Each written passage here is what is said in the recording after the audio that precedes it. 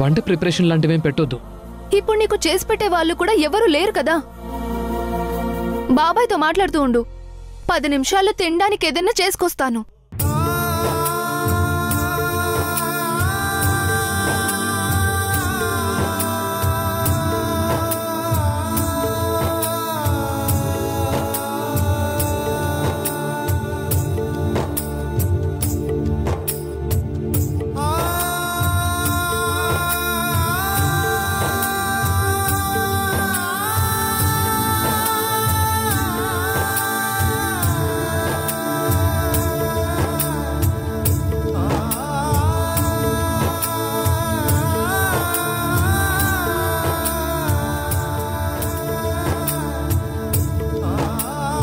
బాబాయ్ తీసుకో. నేను తినిపిస్తాను.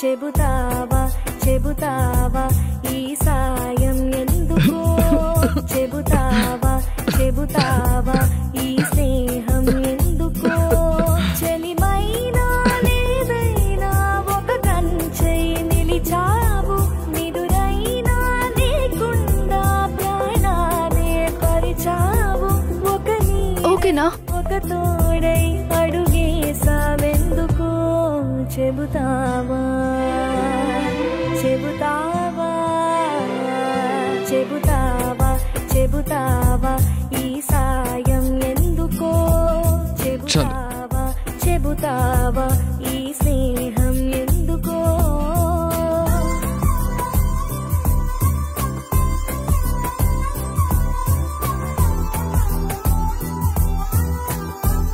నువ్వు బాధపడుతుంటే చూడలేకపోతున్నాను కార్తీక్. హాస్పిటల్కి వెళదాం పదా. వద్దంకల్, మరీ అంత కంగారు పడాల్సిన నొప్పులేం లేవు. రెస్ట్ తీసుకుంటే సరిపోతుంది. ఇంత ఘోరం జరుగుతుందని కల్లో కూడా అనుకోలేదు కార్తీక్. నీ పైన నింద వేసి నేను జైలుకు వెళ్ళేలా ఎవరు చేసుంటారు? మిమ్మల్ని కష్టపెట్టడం వల్ల వాళ్ళకొచ్చే ప్రయోజనం ఏంటో అర్థం కావడం లేదు. అదే తేలాల్సి ఉంది అంకుల్.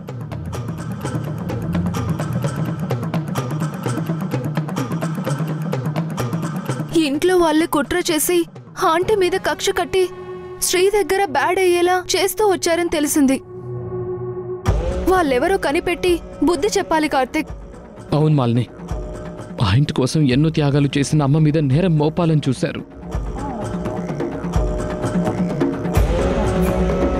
అది తలుచుకుంటుంటేనే రక్తం మరిగిపోతోంది. అమ్మెంతగా కుమిలిపోతుందో ఏంటో. రిలీజ్ అయి వచ్చాక మనిషిని ఇక్కడున్న మనసంతా అమ్మ దగ్గరే ఉంది.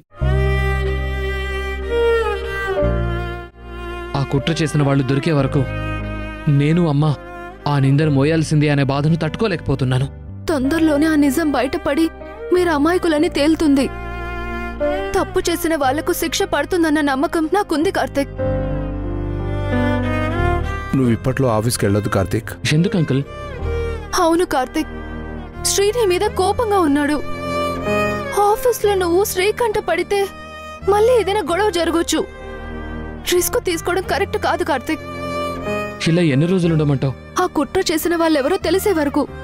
నో మాలిని, పర్సనల్ లైఫ్ని బిజినెస్ లైఫ్ని ఒకటిగా చేయటం నాకు ఇష్టం లేదు. అంకుల్ నన్ను నమ్మి బిజినెస్లో పార్ట్నర్షిప్ ఇచ్చారు.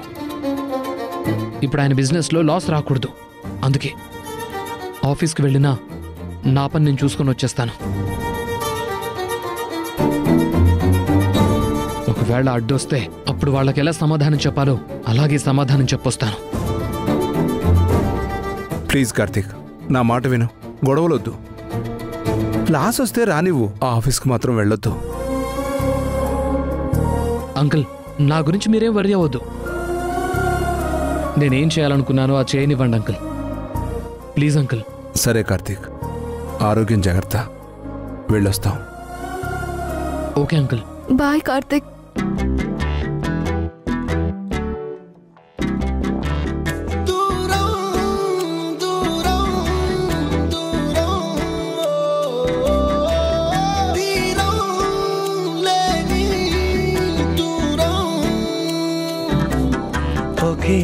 పరీక్షే రాసిన ఒకే జవాబై సాగిన చెరు ప్రశ్నలే మిగిలినారే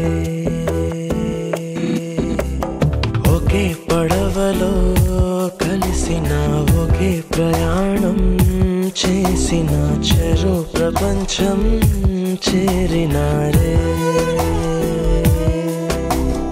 ఒకే గతాన్ని ఒకే నిజాన్ని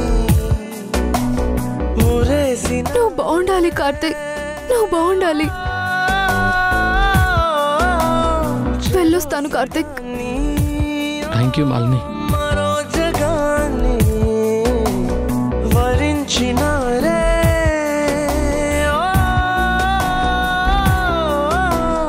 ఒకే పరీక్షే రాసిన ఒకే జవాబై మాలిని, నువ్వు నన్ను హగ్ చేసుకున్న ప్రతిసారి కోపం వచ్చేది, కానీ ఇప్పుడు హగ్ చేసుకున్నప్పుడు మాత్రం నా మనసులో ఉన్న బరువు దిగినట్టు అనిపిస్తోంది.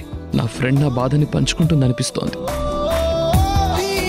అక్కడ అమ్మని ఎంత ఇబ్బంది పెడుతున్నారో ఏంటో.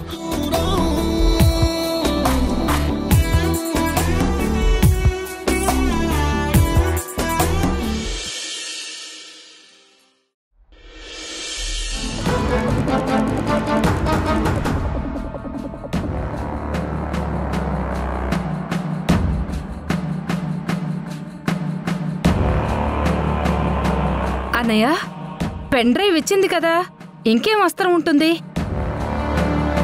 అస్త్రం అంటే ఎలాంటిదిరా? అదే నాకు అర్థం కావట్లేదు భాగ్యం. కానీ ఏది అనుమానంగా కనిపించినా సరే తీసే. సరే.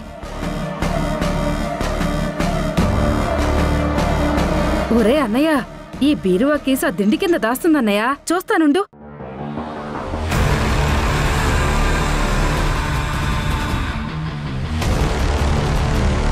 అన్నయ్య, దిండి కింద లేవురా. లేవా? ఎక్కడున్నాయి చూడు.